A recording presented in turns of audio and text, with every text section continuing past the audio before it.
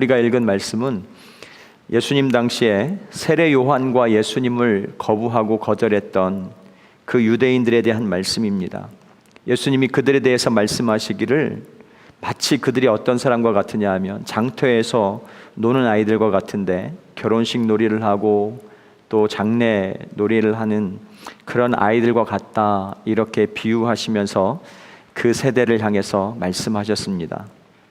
한쪽 애들이 피리를 불면서 야 우리 같이 놀자, 그렇게 해도 애들이 반응하지 않고, 곡을 하면서 또 장례 놀이를 해도 애들이 시큰둥 반응하지 않는, 마치 이 세대가 너희들이 이런 아이들과 같다, 이렇게 말씀하십니다.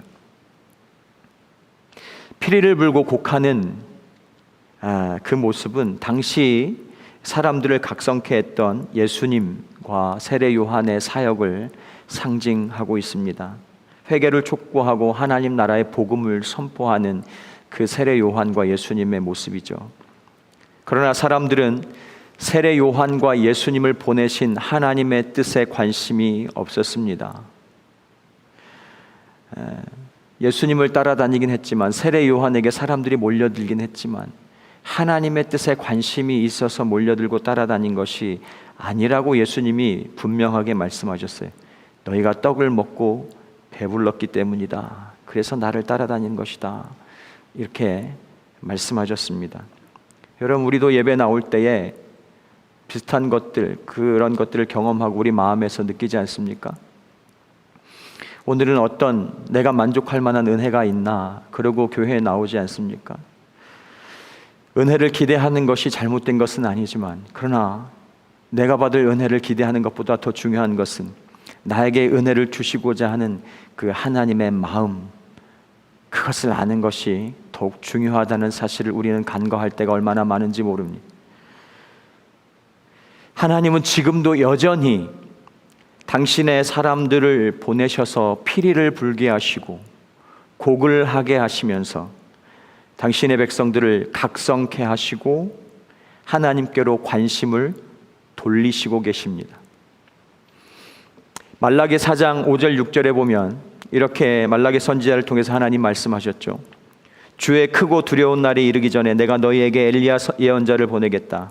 그가 아버지의 마음을 자녀에게로 돌이키고 자녀의 마음을 아버지께로 돌이킬 것이다. 이것은 단순히 세례 요한만을 지칭하는 것이 아닙니다. 오늘날까지도 하나님은 여전히 계속해서 이와 같은 엘리야, 이와 같은 예수님과 같은 사람들을 우리 가운데 보내셔서 당신의 백성들을 깨우시고 불러내시고 각성케 하시고 관심을 하나님께로 돌리고 계십니다.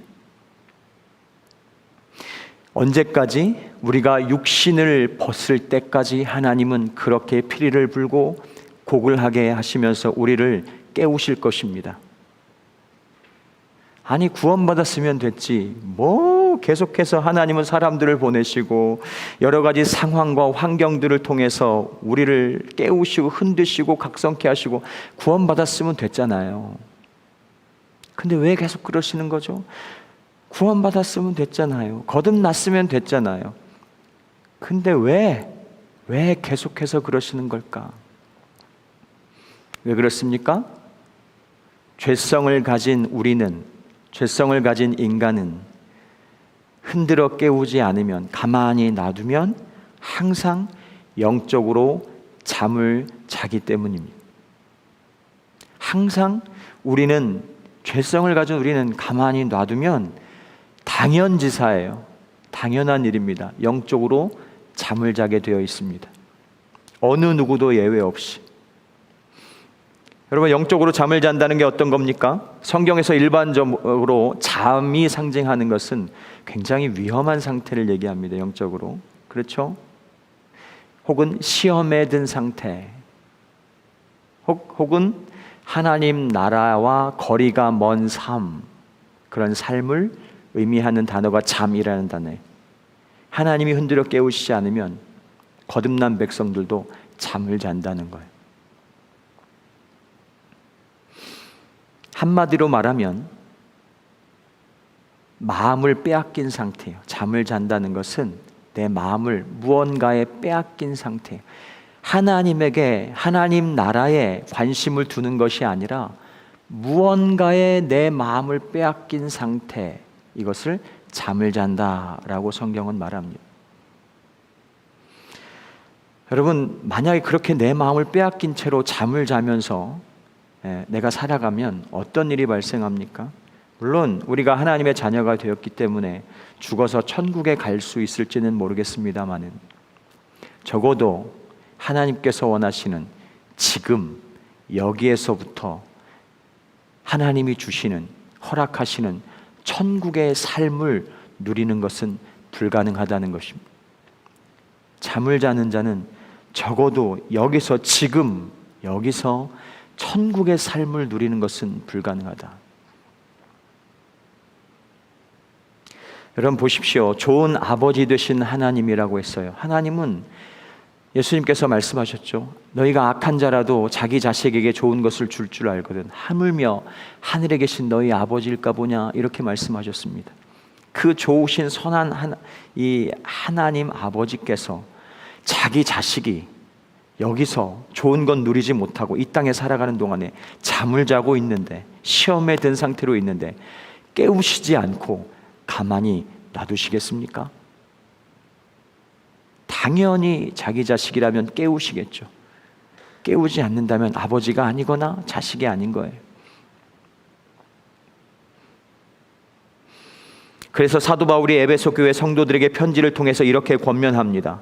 에베소서 5장 13절 이하에 보면, 빛이 폭로하면 모든 것이 드러나게 됩니다. 드러나는 것은 다 빛입니다. 그러므로 잠자는 사람아 일어나라. 죽은 사람 가운데서 일어서라. 그리스도께서 너를 환히 비추어 주실 것이다 하는 말씀이 있습니다. 그러므로 여러분은 어떻게 살아가야 할지를 살피십시오. 지혜롭지 못한 사람처럼 살지 말고 지혜로운 사람답게 살아야 합니다. 세월을 아끼십시오. 때가 악합니다. 아멘. 우리 14절 말씀만 다 같이 한번 읽겠습니다. 함께 읽겠습니다. 다시 한번 시작. 드러난 것은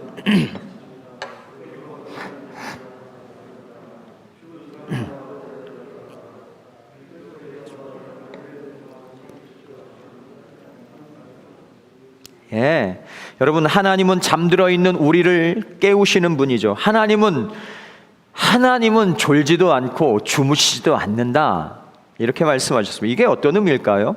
여러분, 하나님은 졸지도 않고 주무시지도 않는다. 이 의미는 뭐예요? 당연히 하나님은 육신을 가지고 있지 않고 영이시기 때문에 졸지도 주무시지도 않겠죠. 그러나 그 하나님이 졸지도 주무시지도 않는다, 이 말씀의 의미는 그런 의미를 넘어서서 어떤 의미가 있느냐 하면, 하나님은 늘 우리를 향해서 관심을 끊지 않는다는 거예요.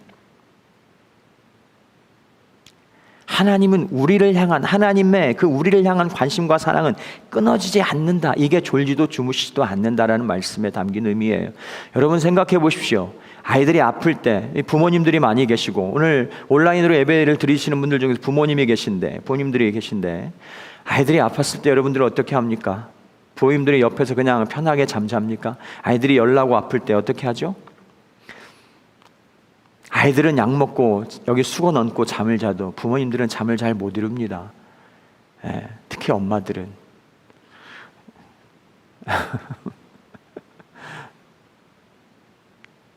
왜 그렇죠? 그 관심 때문에. 우리 아이가 더 크게 아프면 어떡하나, 열나면 어떡하나, 이 관심 때문에, 그 사랑 때문에 잠을 못 이뤄요. 이게 졸지도 주무시지도 않는다라는 말씀이, 항상 우리를 향해서 관심을 가지고 계신 하나님이십니다. 그래서 그 하나님께서는 자녀인 우리를 향해서도 요구하시는 게 뭐냐면, 너도 나한테 관심을 좀 가져줬으면 좋겠다는 거예요. 이제까지는 계속해서 일방적이었는데, 그렇잖아요. 계속해서 일방적인데, 너도 나한테 관심을 좀 가져주면 안 되겠니? 이 소리를 하시는 거예요. 여러분, 하나님에게 관심이 있으십니까?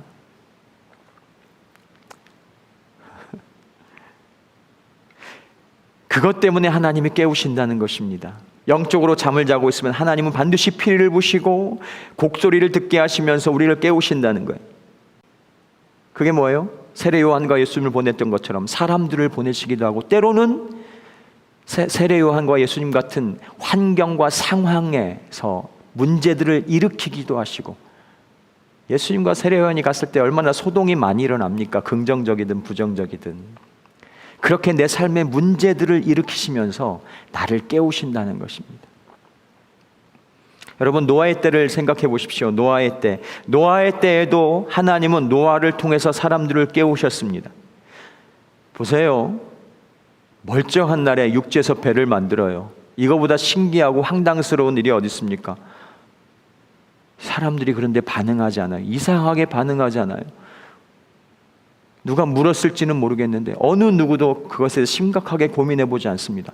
미친 짓을 하고 있는데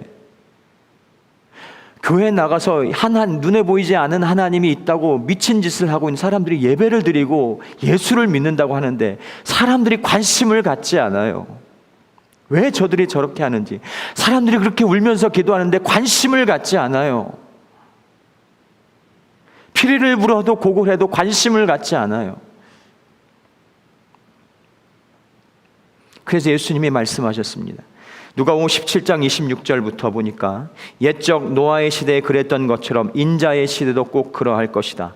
노아가 방주에 들어가던 그날까지도 사람들은 먹고 마시고 장가들고 시집가면서 자기들의 세상 일에 취해서 살았다. 그런데 갑자기 홍수가 나서 그들을 순식간에 다 쓸어버리지 않았더냐. 또 롯의 시대에도 그런 일이 벌어졌다. 사람들은 하나님을 떠나 죄 가운데 먹고 마시고 사고팔고 농사를 짓고 집을 지었다. 그러나 롯이 소돔에서 떠나던 날 하늘에서 불과 유황이 쏟아져 그들 모두를 순식간에 멸망시켜 버렸다. 그렇다. 인자가 이 땅에 다시 돌아올 때도 그와 똑같을 것이다. 아멘. 예수님이 다시 오시는 날에도 많은 사람들이 전혀 의심 없이 일상의 삶을 살아가고 있을 것입니다. 예수님이 다시 올 그날에도 우리는 의심 없이 차를 타고 운전하고 있을 것이고, 직장에 나가서 일하고 있을 것이고, 커피를 마시며 담소를 나누고 있을 것이고, 육아를 하고 있을 것이고, 내가 공부를 하고 있을 것입니다. 예수님의 말씀이 이 말씀입니다. 노아의 때와 같을 것이고 롯의 때와도 같을 것이다.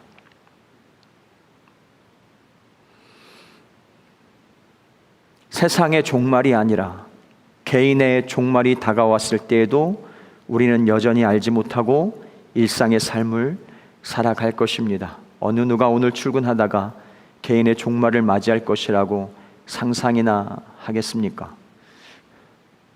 예수님이 그 말씀을 하시는 거예요. 그렇기 때문에 깨어 있어야 된다. 언제 끝날이 올지 모르기 때문에. 오늘 나의 삶은 어떻습니까? 여러분, 나는 깨어 있습니까? 혹시 졸고 있거나 잠들어 있지는 않습니까? 여러분, 내가 영적으로 졸거나 잠들어 있다라고 할 때 그 증상들이 뭐죠? 영적으로 졸거나 잠들어 있는 증상이 무엇입니까? 그것은 하나님에게 관심이 점점 옅어져요. 관심이 사라져요. 없어져요. 예배에 대한 마음을 잃어버려요. 코로나 이전에는 다 나와서 예배하니까 여기 나오면, 교회 오려면 옷도 그래도 단정하게 입고 와서 졸라 그래도 이 사람들이 있으니까 사람들 시선도 있고 그래가지고 어쩔 수 없이 예배 드리고 가잖아요. 근데 여러분, 집에서 온라인 예배 드려보셨습니까? 저도 한번 드려봤는데 얼마나 마음이 풀어지는지 몰라요. 소파에 반은 누워가지고 완전히 시청자 모드에, 냉장고 한번 가서 물도 한 잔 마셨다가, 전화 오면 전화도 받았다가, 화장실도 들락날락거렸다가, 이게 우리의 현실이에요. 하나님을 향한 우리의 관심의 현실이, 내가 얼마나 하나님에 대해서 인식하고 있는지를 보여주는 거예요.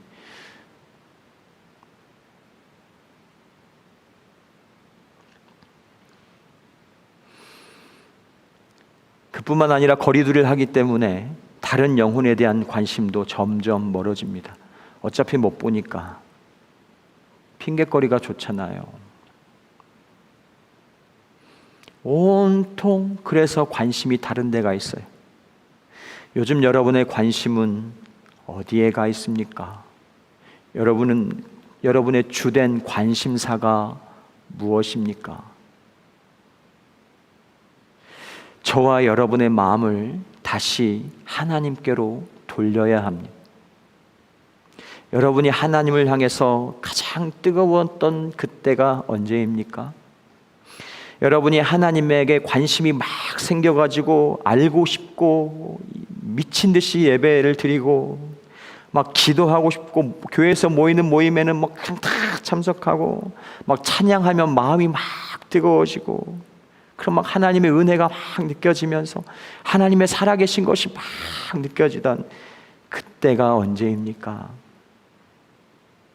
그때로 돌아가야 합니다. 그것을 위해서 세례 요한과 예수님을 보내신 거예요. 피리를 부시는 거예요. 고골 하시는 거예요. 어떤 분들은 이렇게 말씀하십니다. 이런 얘기하면 열정을 회복해야 됩니다. 관심을 회복해야 됩니다. 이런 얘기하면 나도 소시적에는 다 그랬어. 나도 소시적에는 다 그랬어. 이렇게 얘기해. 막 기도하는 무리를 보면 나도 젊을 때는 그랬어. 이렇게 말씀하시는 분들이 있습니다. 여러분, 이거야말로 큰일 날 소리가 아니라 큰일 난 소리입니다. 이미 큰일 난 소리예요. 이 말은 나도 옛날에는 그랬어. 이 말은 무슨 말과 같은 말이냐면 나는 잠을 자고 있어요 하는 말과 같은 말이에요. 나는 잠을 자고 있어요. 여러분, 예배를 드리면서도 기도를 하면서도 다른 해야 할 일들이 막 떠오르지 않습니까? 여러분, 예배에 집중이 되십니까? 오늘 영상을 통해서 예배를 드리시는 여러분, 예배에 집중이 되십니까? 막 다른 생각들이 떠오르고 해야 할 일들이 떠오르고 그러지 않으십니까? 예배가 지루하지 않으십니까? 예배가 지루한 건 당신 때문이에요. 이렇게 목사 때문이다 말한다면, 그렇다면 그분은 다른 교회 예배라도 미친 듯이 드려야 돼요. 그게 하나님에 대해서 관심을 잃어버리지 않았다는 증거예요.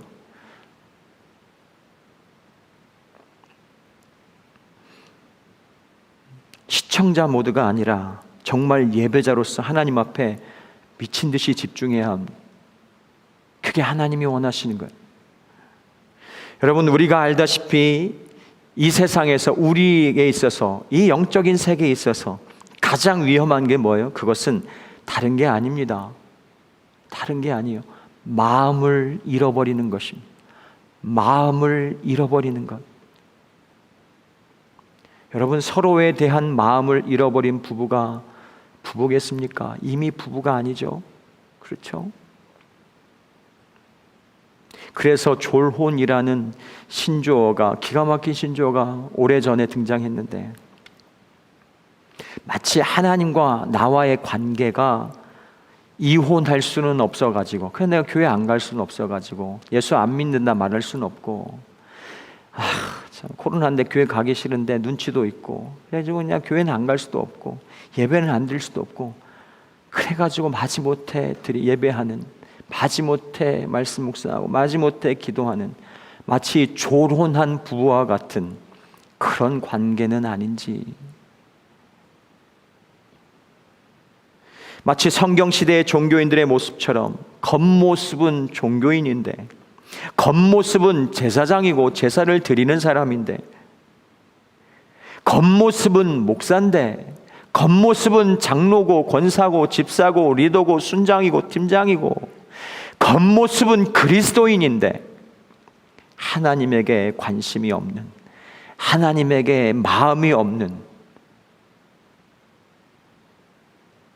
형식만 남아있는, 껍데기만 남아있는,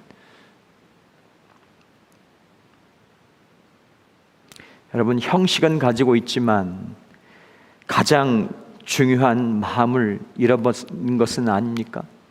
형식은 있는데 마음을 잃어버린 것은 아닌가? 하나님이 말씀하셨어요. 나는 껍데기를 보지 않는다. 나는 네가 여기 나와서 얼마나 열심히 예배를 드리고 있는지 그 모습을 보는 게 아니야. 나는 네가 얼마나 기도 행위를 열심히 하는가를 보는 게 아니야. 내가 보는 것은 너의 마음이다. 예배를 드리고 있는 너의 마음이다. 기도를 하고 있는 너의 마음이다. 사역을 하고 있는 너의 마음이다. 나는 중심을 보는 여호와다. 하나님이 말씀하셨습니다. 잠언 4장 23절에는 뭐라고 얘기합니까? 그 무엇보다도 너는 너의 마음을 지켜라. 왜냐하면 그 마음에서 생명의 근원이 나오기 때문에. 마음을 지켜라. 마음을 잃어버리면 안 돼. 마음을 빼앗기면 안 돼. 다른 건 다 잃어버려도, 우리가 설령 죽을 수 있어도 마음을 잃어버리면 안 돼.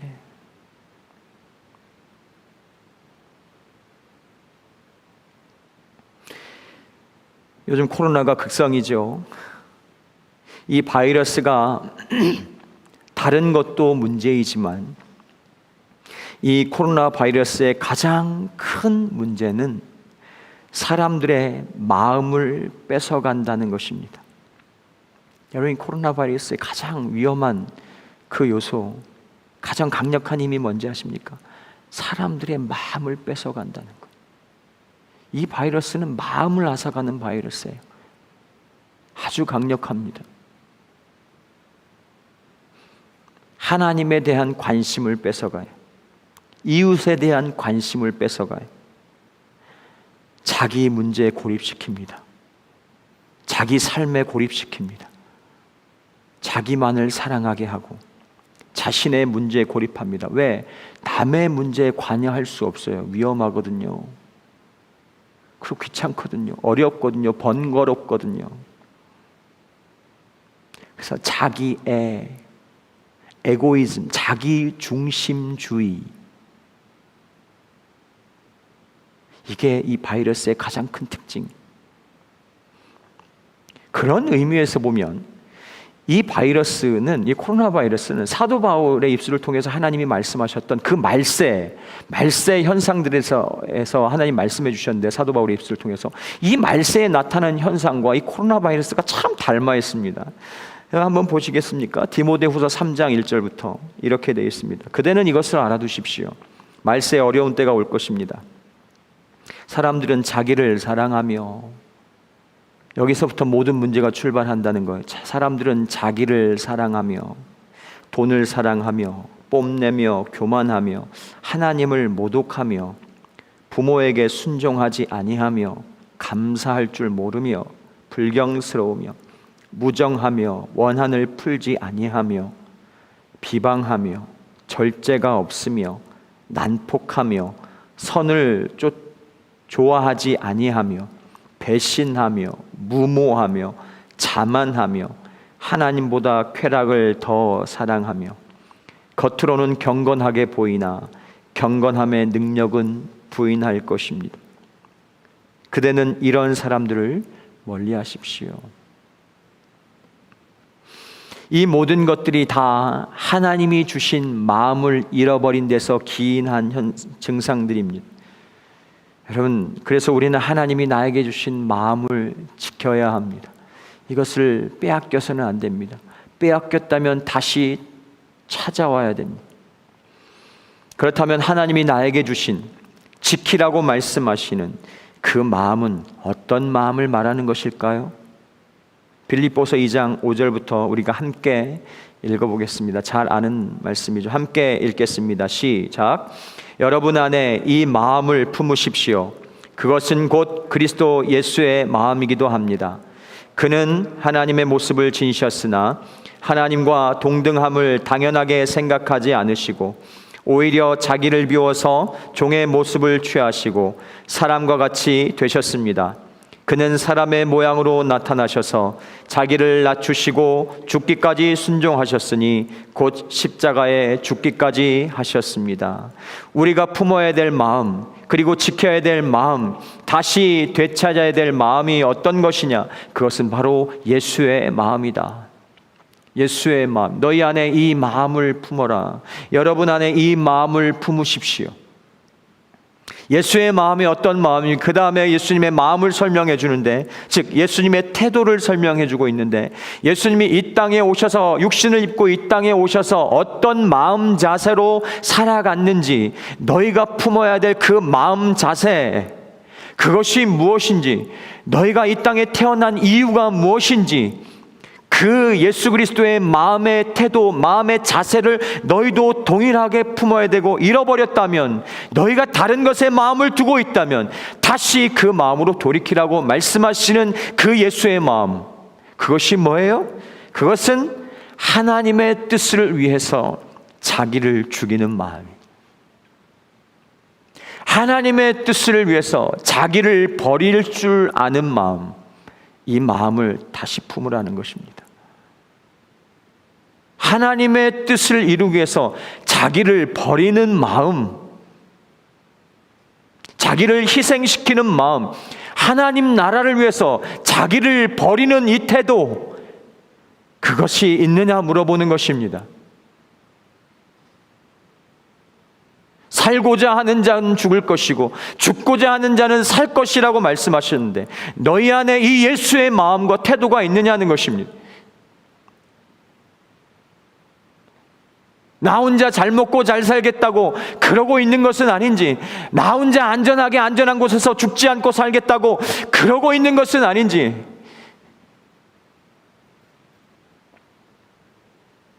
너희 안에 이 예수의 마음이 있느냐, 하나님이 우리에게 질문하고 있습니다. 너는 무슨 마음으로 살아가고 있는가? 너의 관심이 무엇이냐? 하나님의 뜻에 관심이 있느냐 묻는 것입니다. 하나님의 관심에 관심을 두는 그 마음. 하나님은 하나님의 허락 없이는 날아다니는 참새 한 마리도 땅에 떨어지지 않는다고 했습니다. 근데 이 코로나 이거 뭐죠, 하나님?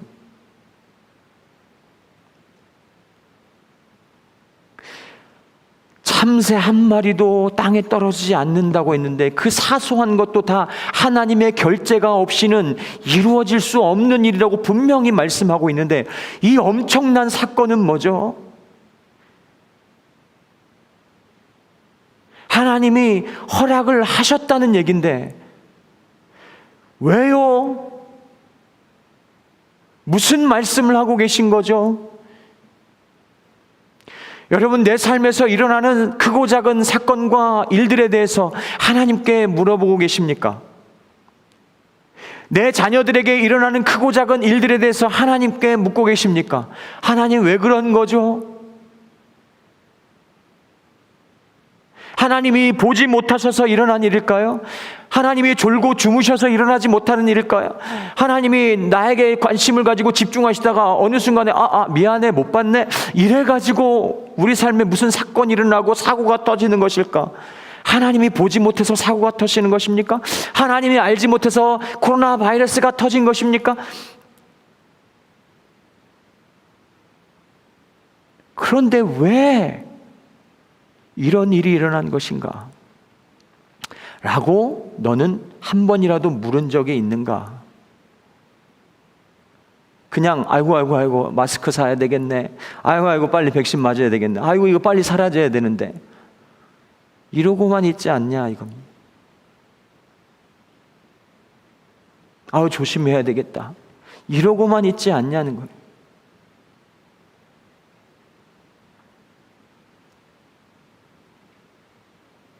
사람들이 왜 그렇게 고통을 당하는지에 대해서, 네 자식이 왜 그렇게 고통을 당하는지에 대해서 하나님께 물은 적이 있느냐는 거예요. 빨리 이 문제가 해결됐으면 좋겠다, 이러고만 있지 않으냐. 하나님의 메시지는 다른 데 있는데 고통을 주는 것이 목적이 아닌데 고통이 항상 고통으로만 끝나버리는 삶이 아니냐. 재앙이라고 말씀하시지 않고 하나님은 분명히 이것은 재앙이 아니라 평안이라고 말씀하셨는데, 내 삶에서 재앙처럼 느껴졌던 그 일들이 하나님의 말씀을 듣고 평안으로 바뀐 적이 한 번이라도 있는가?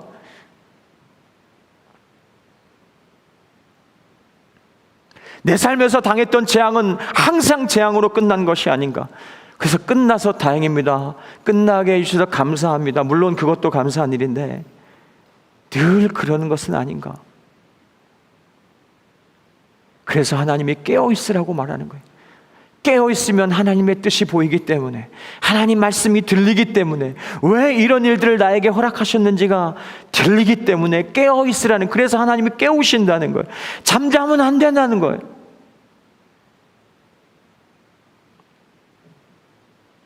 그 예수님의 마음, 예수님이 그렇게 늘 깨어있으셨습니다. 여러분, 혹시 그 깨어 계시는 예수님의 마음, 세례 요한의 마음이 아니라 요나의 마음을 갖고 계신 것은 아닙니까? 요나, 하나님의 뜻을 저버리고 하나님의 뜻이 마음에 안 들어요. 그래가지고 도망쳤어요. 그 뱀이 창에 들어가서 잠을 잤습니다. 그 요나의 마음 아닙니까?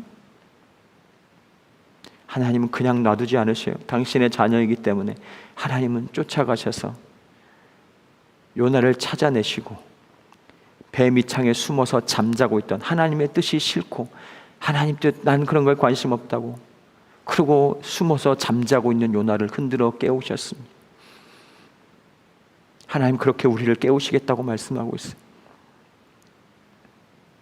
오병이어의 기적 앞에서 그 사람들의 환호 그 안에서 그냥 기뻐하고 즐거워하고 그냥 이제 그냥 한 자리 하겠구나 싶어가지고 막 좋아하는 그 예수님의 제자들, 그 제자들을 흔들어 깨우시고 정신 차려, 정신 차려. 인기에 정신을 못 차리던 예수의 제자들을 정신 차려, 정신 차려. 흔들어 깨우시고 사람들을 흩어버리시고 제자들을 배에 태워서 보내버리시는 그 예수의 마음, 그 마음을 본받으라 말씀하고 있습니다. 할렐루야. 여러분, 세상에 취해 있지 않기를 소망합니다. 아멘, 아멘, 아멘. 그래가지고 겟세마네 동산에서 예수님이 그 베드로와 요한과 야고보를 데리고 올라가셔서 기도하시면서 뭐라고 말씀하셨습니까? 자지 말고 깨어서 나랑 같이 기도 좀 하자, 이렇게 말씀하셨는데 눈이 피곤하여 잠을 이길 수 없었다 했어요. 그래가지고 잠잤잖아요. 그래가지고 잠들었다가 된통 시험을 치른 그 베드로 사도가 우리들에게 권면하는 말씀이 뭡니까? 베드로전서 5장 8절 말씀. 정신을 차리고 깨어 있으십시오. 여러분의 원수 마귀는 우는 사자처럼 두루 다니며 삼킬 사람을 찾습니다. 여러분, 하나님을 찾지 않고 예배에 대한 마음을 잃어버리고 다른 데 관심을 둔다는 것은 아까도 얘기했지만 잠을 자고 있는 것인데 굉장히 위험한, 그거는 사단의 먹잇감이 되었다 이 말입니다. 그리고 베드로 사도가 또 이렇게 권면하는 말씀을 들어보십시오. 베드로전서 4장 1절 2절 3절 말씀. 그리스도께서는 육신으로 고난을 받으셨습니다. 여러분도 같은 마음으로 무장하십시오. 육신으로 고난을 받은 사람은 이미 죄와 인연을 끊은 것입니다. 이제부터는 육신으로 살아갈 남은 때를 인간의 욕정대로 살지 말고 하나님의 뜻대로 살아야 합니다. 여러분은 지난날에 이방 사람들이 하고 싶어하는 일을 하였으니 곧 방탕과 정욕과 술 취함과 환락과 연회와 가증스러운 우상 숭배에 빠져 살아왔습니다. 그것은 지나간 때로 충분합니다. 저는 이 말이 예전부터 항상 다가왔어요. 그것은 지나간 때로 충분하지 않냐. 야 아들아, 그렇게 사는 것은 지나간 때로 충분하지 않니?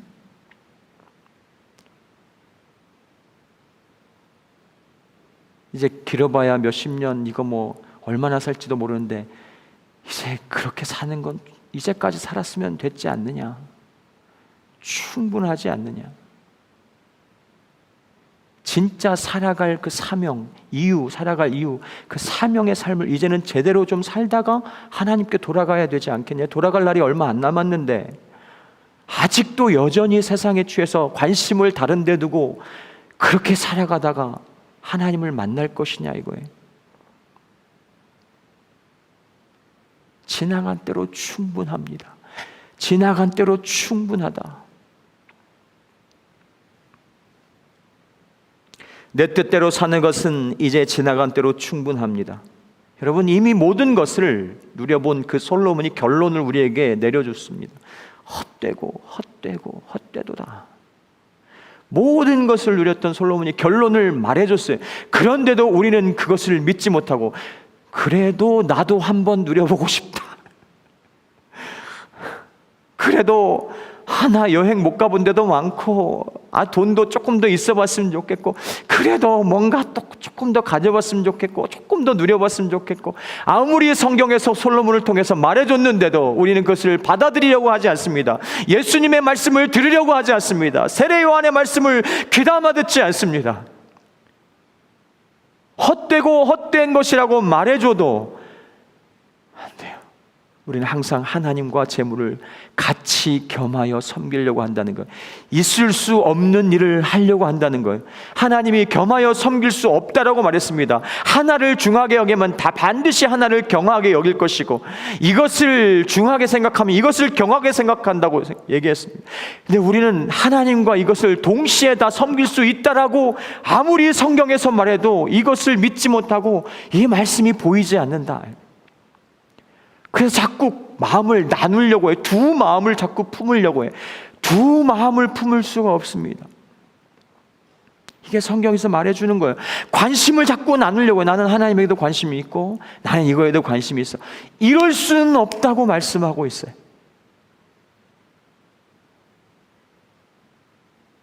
그러니까 지나간 대로 충분하다는 거예요. 더 이상 속지 말라는 것입니다. 이제는 사명의 삶을 살라는 거예요. 이제는 하나님의 때를 살아가는 거예요. 노아의 때를 살았던 사람들처럼 어리석게 살지 말라는 거예요.